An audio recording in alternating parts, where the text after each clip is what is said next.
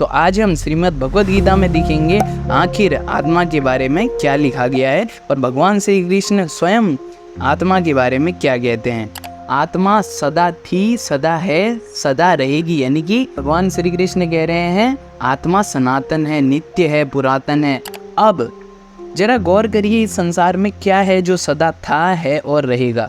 पर चूंकि हम शास्त्र नहीं पढ़ते, हम समाज की, अपने परिवार की बातें ज़्यादा सुनते हैं, इसलिए हम आत्मा के नाम पर कई तरह की मनगढ़ंत कहानियों को ही सच मान बैठते हैं। निश्चित रूप से आज हम आपके सामने एक ऐसा टॉपिक लेकर आए हैं जिसके बारे में खुले तौर पर न तो हम आमतौर पर किसी इंटरव्यू में या न ही किसी किताब में ठीक से पढ़ते हैं या समझने की कोशिश करते हैं। जी हाँ, बहुत सारे लोग ये जानना चाहते हैं आखिर पिछले जन्म में कोई व्यक्ति जिसकी मृत्यु हो चुकी है उसकी आत्मा से कैसे बात की जा सकती है। वो व्यक्ति अपने परिवार का हो सकता है, अपना दोस्त हो सकता है, या फिर कोई रिश्तेदार या कोई बहुत करीबी व्यक्ति हो सकता है। तो समझने के लिए कि आत्मा किस तरीके से वार्तालाप करती है, ये समझने के लिए हमें निश्चित रूप से आत्मा के इस विषय को ध्यान से समझना होगा। आइए वीडियो की शुरुआत करते हैं। तो बात करेंगे सबसे पहले आखिर आत्मा से बात कैसे करें।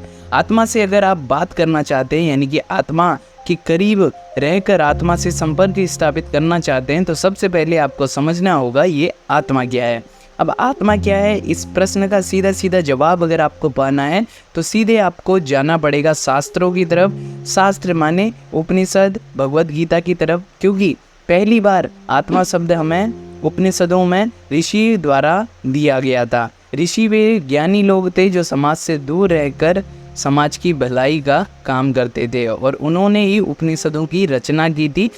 अतः आत्मा शब्द जो कि पहली बार हमें उपनिषदों में मिला था, वहाँ जाकर हमें मालूम होगा आखिर आत्मा के बारे में उपनिषद क्या कहते हैं। और कहा जाता है सभी उपनिषदों में जो ज्ञान निहित है उसका सार, यानी कि उसकी शॉर्ट समरी हमें गीता में पढ़ने को मिलती है। तो आज हम श्रीमद् भगवद गीता में देखेंगे आखिर आत्मा के बारे में क्या लिखा गया है और भगवान श्री कृष्ण स्वयं आत्मा के बारे में क्या कहते हैं।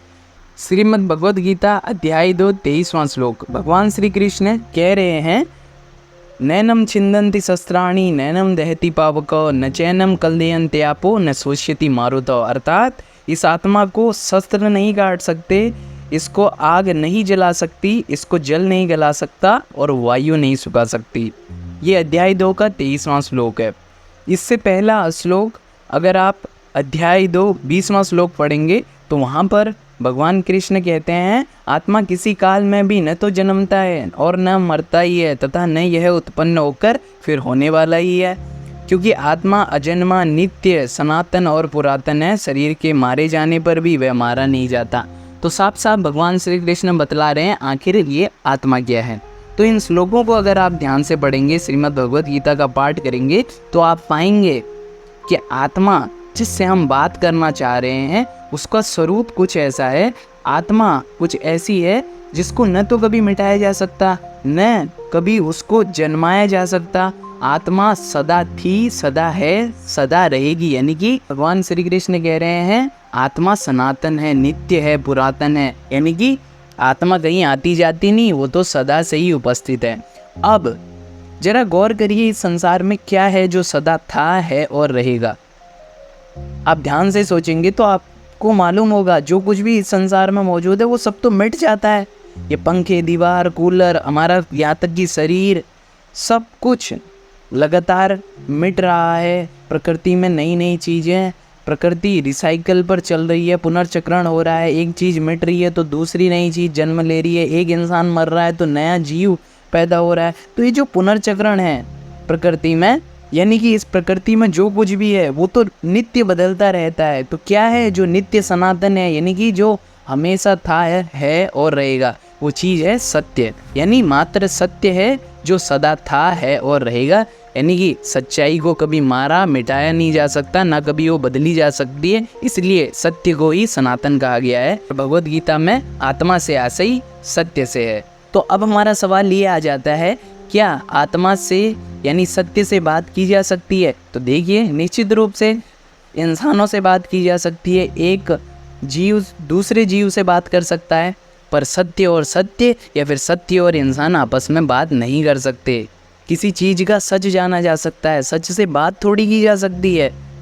लेकिन चूँकि समाज में हमने समझ लिया है कि आत्मा माने कोई भौतिक उड़ती हुई चीज़, आत्मा माने कोई भूत प्रेत, आत्मा माने शरीर से कुछ ऐसा पदार्थ निकलता है जो कि कहीं मनुष्य की मरने के बाद कहीं मौजूद रहता है, और हम कहते हैं पीपल के बरगद के पेड़ में वो आत्मा लटकी हुई है, और फलाने नाम जाने हमने कितनी कहानियाँ आत्मा के नाम पर बना दी हैं। और साफ साफ भगवान कृष्ण कह रहे हैं आत्मा माने सत्य, बोल रहे हैं सीधे सीधे सच्चाई ही आत्मा है। तो जब आत्मा माने सत्य है तो भला सत्य से कोई बात की जा सकती है। अब बहुत सारे लोगों के मन में सवाल आ सकता है कि क्या मरने के बाद कुछ नहीं निकलता शरीर से? बिल्कुल कुछ नहीं निकलता।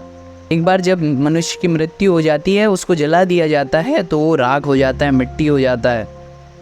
आत्मा के नाम पर कि आदमी मर गया और उसके बाद उसकी आत्मा कहीं भटक रही है, ये सब मनोरंजन की कहानियाँ हैं, इनमें कोई सच्चाई नहीं है। और इस बात का प्रूफ ये है कि सीधे सीधे आत्मा शब्द जहाँ से आया है उन्होंने साफ कह दिया है कि आत्मा माने सत्य। तो अब बताइए, क्या सच्चाई से बात की जा सकती है? क्या एक मनुष्य जिसकी मृत्यु हो चुकी है, कोई भी व्यक्ति हो, क्या उसकी आत्मा से बात की जा सकती है? नहीं, ये संभव नहीं है। और न सिर्फ साइंस इस बात को प्रूव करता है, बल्कि शास्त्र में भी अगर आप शास्त्रों को पढ़ेंगे तो वहाँ आपको सच्चाई जानने को मिलेगी। पर चूंकि हम शास्त्र नहीं पढ़ते, हम समाज की, अपने परिवार की बातें ज़्यादा सुनते हैं, इसलिए हम आत्मा के नाम पर कई तरह की मनगढ़ंत कहानियों को ही सच मान बैठते हैं। हमारा उद्देश्य है आपको सच्चाई तक लेकर आना, और इसी आत्मा के विषय पर हम आगे भी आप तक वो सारी वीडियोज़ लेकर आते रहेंगे, ताकि इंटरनेट पर आत्मा के नाम पर जो भी भ्रामक कहानियाँ फैलाई जा रही है, आत्मा के नाम पर जितनी ठगी और अंधविश्वास फैलाया जा रहा है, उसको रोका जा सके। बहरहाल, इस वीडियो को देखकर आपको लगता है मन में कोई सवाल है, विचार है, तो कमेंट सेक्शन में बताएं। साथ ही ये वीडियो पसंद आए तो इसको शेयर करना, इस सच्चाई को आगे पहुंचाना अब आपकी जिम्मेदारी है। धन्यवाद।